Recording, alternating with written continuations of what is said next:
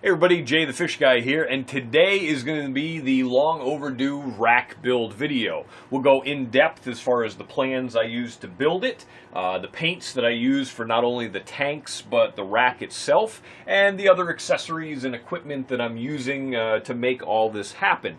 So hope you guys enjoy it. Stay tuned.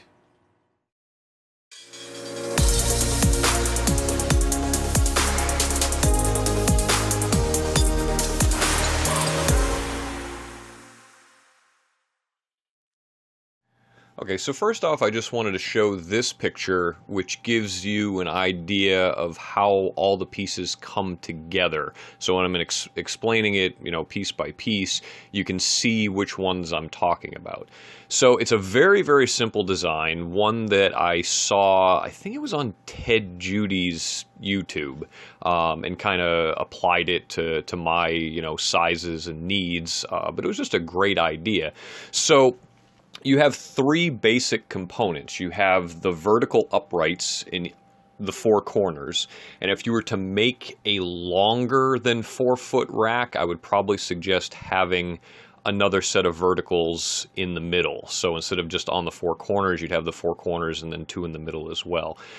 You have front to back cross braces, which are positioned underneath the horizontal supports right here.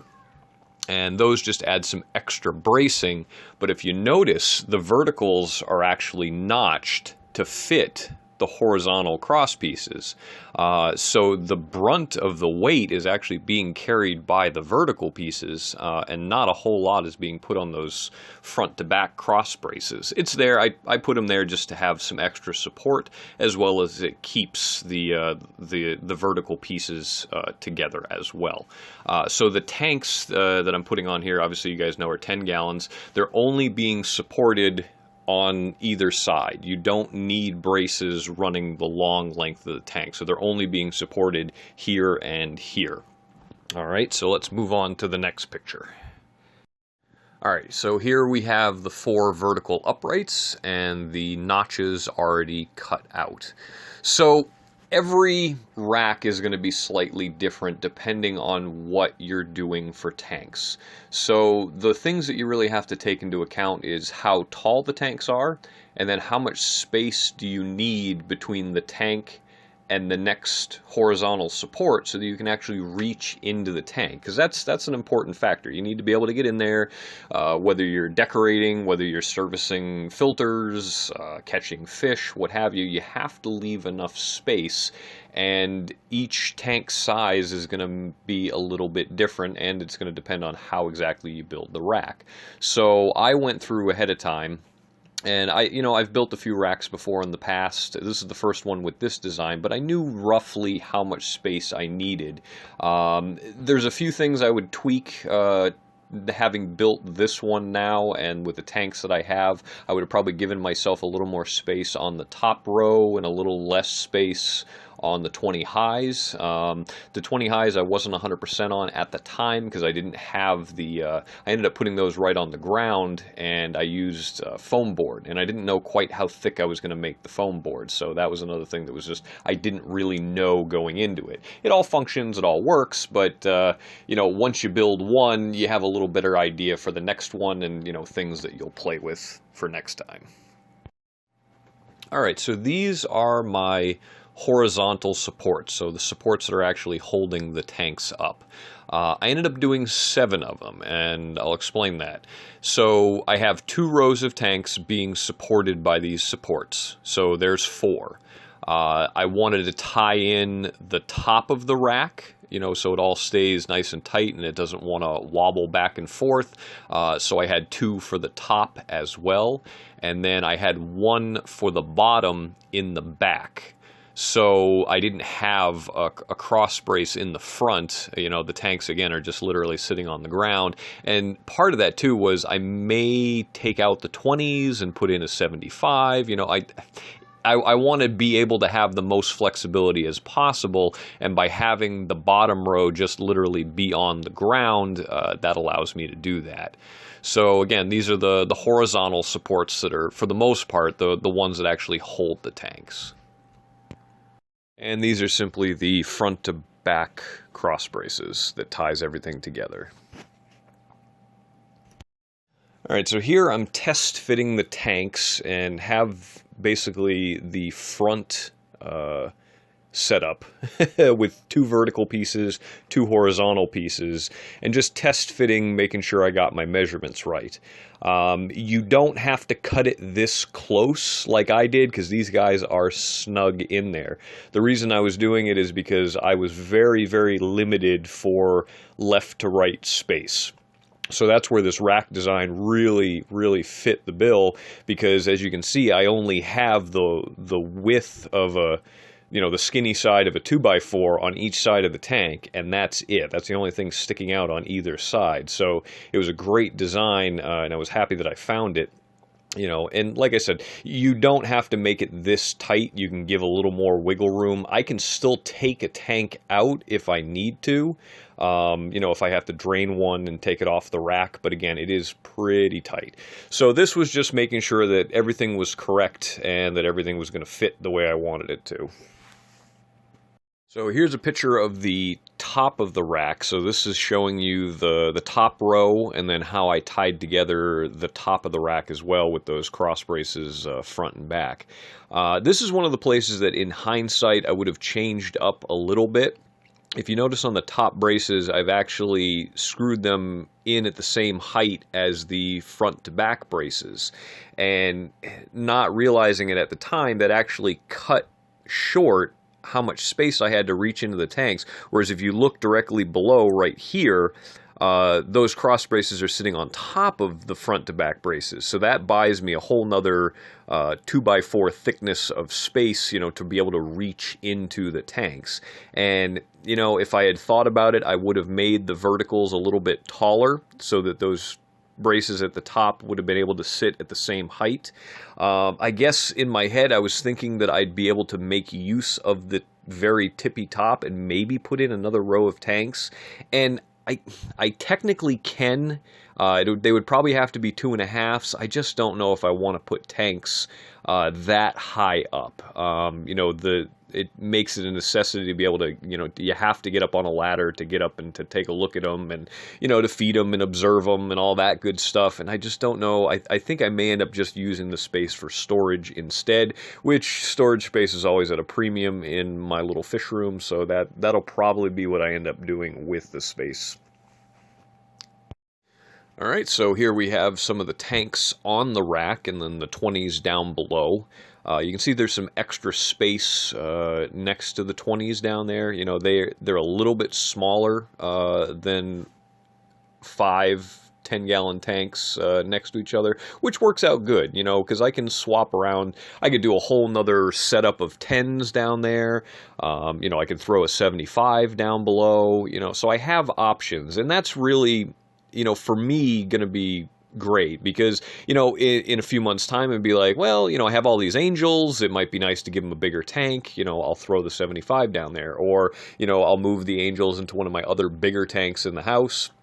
If I decide to do something different with one of those, and then do all 10s down there just to have space for more guppies, because Lord knows I have those things going really well right now with lots of babies all over the place. So I may end up needing more 10s. So again, flexibility is nice if you can plan ahead and be like, well, if I want to change my mind, I can, and you don't have to rebuild the entire rack setup. So probably my least favorite part of this entire process was actually painting the tanks. I can't even really explain why, but it's probably mostly has to do with the fact that I just simply don't like painting. The missus likes to repaint rooms in the house on a somewhat regular basis. So with that, I've grown, I think, to really detest painting. It's just not one of my favorite things to do. I'd much rather build something than have to paint it when I was all said and done. But anyway, I digress. So painting the tanks, what did I do? How did I do it? It was pretty straightforward. I ended up using, let's see here. It's the Glidden high endurance interior paint and primer. I picked this up literally right up to the Walmart. I got one right down the road from me. Great coverage, low odor, all that good stuff. And the idea behind using this instead of spray paint, because I have used spray paint before, is that I was doing it during, late fall, early winter. So I couldn't paint outside, which means it had to be done in the basement. So with that being said, with as many tanks as I had to do, and then I ended up making the decision to paint every single side except for the fronts of the tank, and I'll get to that in a minute, is that I was going to be doing a lot of painting, and to just have that much spray paint fumes in the house, because the fumes do make their way upstairs even if I was doing it in the basement. It's just not good for me, not good for the kids. So using an interior roll-on paint like this, there was very little smell, and it dried pretty quick. I ended up doing 3 coats, I think, per side, which again is a heck of a lot of painting, but really worth it. I mean, for me, in person, the look is great. You can't see through it. It just looks like a solid, nice color. I picked out a nice blue that I felt would go well with what I was doing, and it ended up turning out pretty good. So this is the paint that I use. So let's go through the process of how to prep the surface and, what to use to actually paint itself. All right, so first step is to prep the surface. I end up using just straight white vinegar. I take a terry cloth towel, put some on it, and just really rub down the surface of the panel that I'm going to be painting. Try to get as much, oils and residues off it as possible. I have read that the vinegar will actually rough up, I guess, or etch the surface because it is an acid. I don't know how much truth is to that, but, I've had good luck using vinegar as a prep solution for painting glass. So you wipe it down really well, you get some simple paper towels, and just, wipe out any moisture or other, residues that you find on the panel. And, that's pretty much it. That's all I do for surface prep. I don't have to wait for anything to dry. The vinegar takes care of that, as far as, any of your residues, and then the paper toweling it dry gets rid of anything that's, as far as moisture. So after that, I have a little mini roller and just slap some paint on. And, the first coat doesn't have to be terribly thick. You just want to go for good coverage. You're still going to be able to see through it until probably the 3rd coat. So the idea is more light coats, because the drying time will be significantly shorter.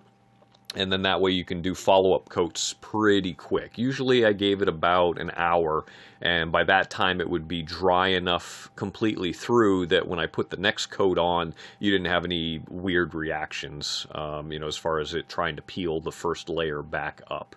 And that's about it. Just rinse and repeat for every single side. Like I said, it is definitely more work than spray paint, but this was the only option I had available to me without, fuming up my entire house with spray paint. And this is the finished product. I ended up using tanks from a company called Deep Blue. They're a little bit cheaper for me to purchase wholesale, as well as they actually have black silicone, which I like a lot. Just the look of the black silicone against the blue painted sides, I just thought it was a nice, clean, crisp look. Really, again, it's the little details like this that do it for me. I like it when everything looks nice and neat and, professional. It's just, I've been doing this for so long, I don't know how to do it any other way. It just seems wrong. Not that I'm picking on anybody that just slaps tanks up there and calls it a day, but just for me, my OCD just won't allow for it. It's got to look, professional. So you can also see in this picture that I have the rack itself painted, and so let's get to that and what I ended up using to paint the rack. All right, so this is the paint that I ended up using for the rack. It's an oil-based enamel from Rust-Oleum, found basically in the same section of Walmart. It's more over with the spray paints, I think, as opposed to the house paints. And the reason I picked this was for more of a long-term durability. You know, the wood is the only thing that's really going to rot or, break down over time with the constant exposure to moisture. Now, I've done what I can. You know, I'm using actual glass canopies that are tight-fitting and nice and sealed, so there's not a lot of moisture coming out of these tanks. But again, long-term, you know, when you're talking for something that's going to be there potentially for years and years, you want to do what you can to prevent the wood from having any issues. So this oil-based paint is great. It really repels the water. I ended up picking a semi-gloss due to years of doing this for a living. I've learned over time that the semi-gloss and the glosses, even though they're much longer drying time, which was kind of a pain because this one smelled pretty bad compared to the other paint, it wipes off a lot cleaner. So if you had a flat or a satin finish and you tried to wipe it with a paper towel or even like a terry cloth towel, it just leaves stuff behind. You know, it doesn't clean up and look nearly as good from water spots, or if you're in up salt water, if you have salt creep. The semi-gloss and the gloss clean up a lot nicer, and the water just kind of seems to roll right off of it. So that makes it a little more friendly for keeping it looking good and looking clean. And again, it's probably just my OCD. Most people aren't going to care, but that's one of the reasons why I chose the semi-gloss. And like I said, this stuff smelled pretty bad. The wife was complaining that she could smell it from upstairs, but it only took 2 coats. I let 24 hours go in between coats just to really let it dry really well. Got it into as much of the nooks and crannies as possible just to seal everything up again as best as possible to protect from the moisture. So let's start getting into the equipment side of things for this rack. I'm doing air-driven sponge filters, so there's my filtration. There's no plugs for that at all, but I'll get into what I used for valves in a minute. So the only thing that really needs to get plugged in are the heaters, and with 2 racks of 5 10-gallon tanks and then 2 20-gallon tanks, I had a total of 12 tanks. I was able to find this power bar. I think it was on Amazon. I'll throw up a link to it if I can find it again. And ironically, it had 12 plugs, so it worked out perfect. So each tank has its own plug. I'm going to end up going through and numbering everything because I have all the tanks numbered just for keeping track of water changes up on my big whiteboard, to know when I did a water change. When you have this many tanks is kind of critical. So I'll also have a corresponding number on the power strip so I know which heater is which. So if, again, I have to do something like a major water change or a cleaning, I can unplug just that one heater instead of turning off the entire rack of heaters through the switch. I think I only paid like $20 for this bar too, which was nice because I was looking for them local, like in Lowe's and Home Depot, and they only had 10 plug ones, and I think they were like $40. So to get 2 extra plugs that I needed and to get it for half the price, I was pretty excited to find that. This is what I ended up doing for my air distribution. I still haven't gotten around to doing a hard line for my main, large air pump. I have one of the big Pond Masters. It's the biggest one they make. I think it's a AP100. So the long-term plan is I'm going to have, the classic PVC run and have it go around the fish room, and I'll have taps coming off of it. But the way I think I'm going to do it is a little bit different. Instead of tapping the PVC and having each tap be an individual sponge filter, I'm going to run it to a setup like this. So this is a stainless steel gang valve, basically. Again, another Amazon find I was pretty psyched about. I think I got the 5 gang. I got 2 of them for like $10, $11, which I thought was pretty decent. That's basically like $1 a valve.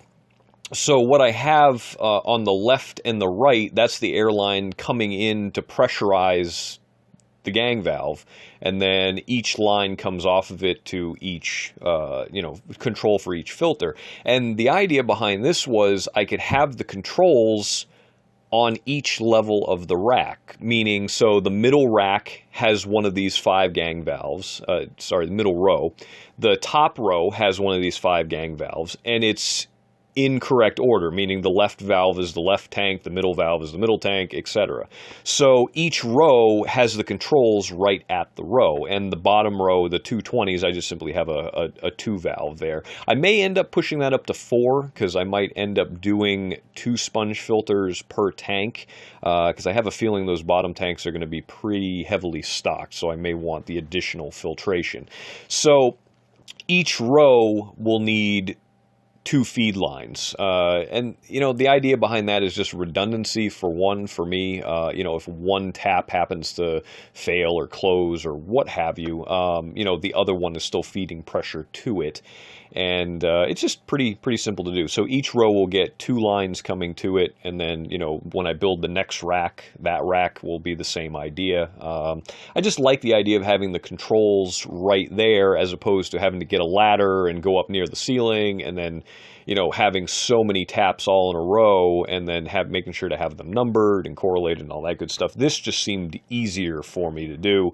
It just made more sense. And here we are with the finished product. Now, I didn't go into the lighting at all, and that's mostly because I think I want to devote a whole separate video just to the LED lighting, and to kind of go in depth about the different kinds, the different colors, what I learned along the way, because this was my first time doing anything with the DIY lighting. So that'll be in a whole separate video. This is the finished product, and I must say I'm pretty pleased with how it came out.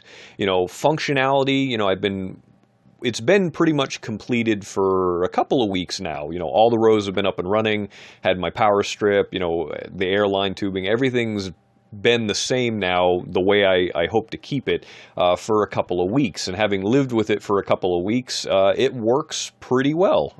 Feeding the fish isn't really that much of a hassle. Getting in and out of tanks, it's easy to pick up the lid and move it to the side.